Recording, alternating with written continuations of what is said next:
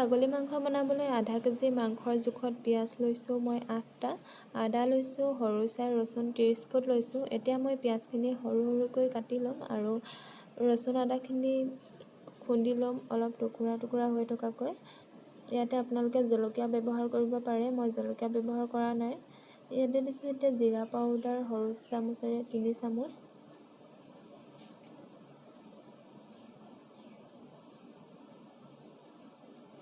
মিঠাতেল দিছোঁ আধা কাপতকৈ অলপ কম।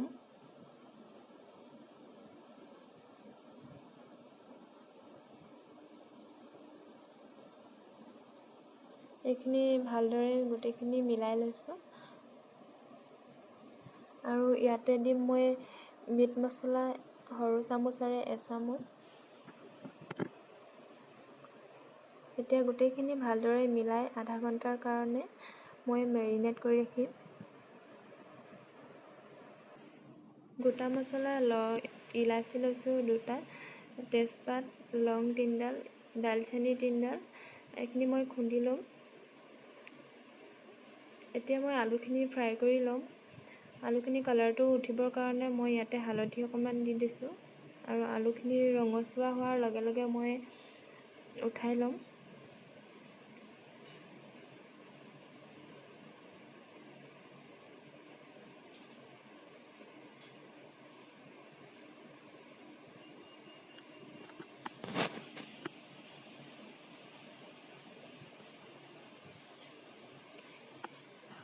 এতিয়া ইয়াতে দিছোঁ মই অকণমান গোটা জিৰা, আদা ৰচুনৰ পেষ্ট আৰু দিছোঁ পিঁয়াজ। ৰঙচুৱা হোৱালৈকে এইখিনি মই ভাজি লৈছোঁ।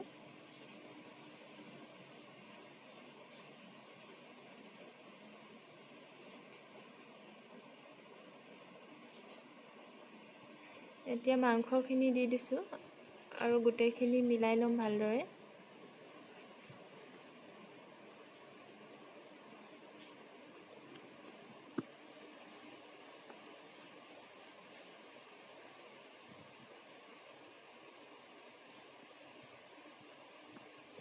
এতিয়া দিছোঁ মই হালধি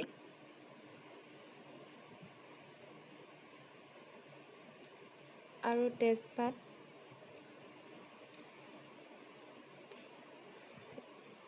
ৰেড চিলি 2 চামুচ, সোৱাদ অনুসৰি দিছোঁ নিমখ।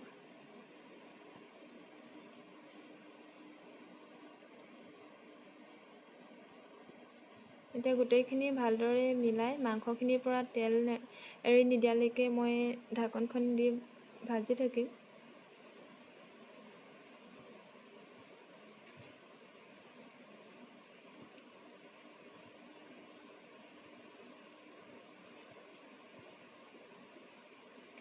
এইফালে মই অকণমান ৰিফাইন তেলত নৰসিংহৰ পাতকেইটা লেৰেলাই লৈছোঁ।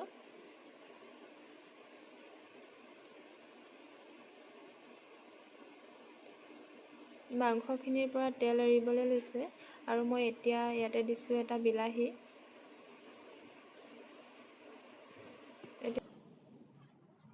বিলাহীখিনি গোটেইখিনি ভালদৰে মিলাই ল'ম আৰু বিলাহীখিনি গলিবৰ কাৰণে মই 5 মিনিট ঢাকন দি ভাজি লৈছোঁ।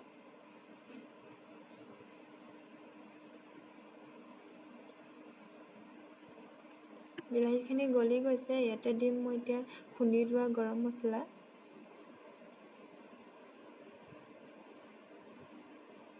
গোটেইখিনি ভালদৰে মিলাই লৈছোঁ।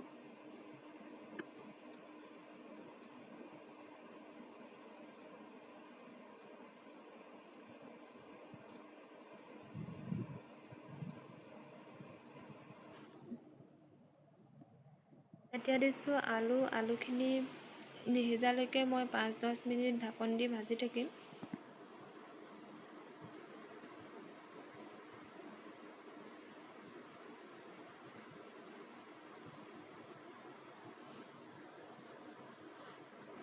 এতিয়া আলুখিনি সিজিব ধৰিছে, মই ইয়াতে দিছোঁ পানী।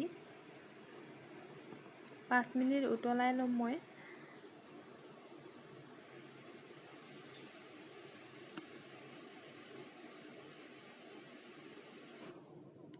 5 মিনিট উতলাৰ পিছত মই এটা কুকাৰত মাংসখিনি ঢালি এটা চিটি মাৰাম আৰু ইয়াতে নৰসিংহৰ পাত দি দিছোঁ।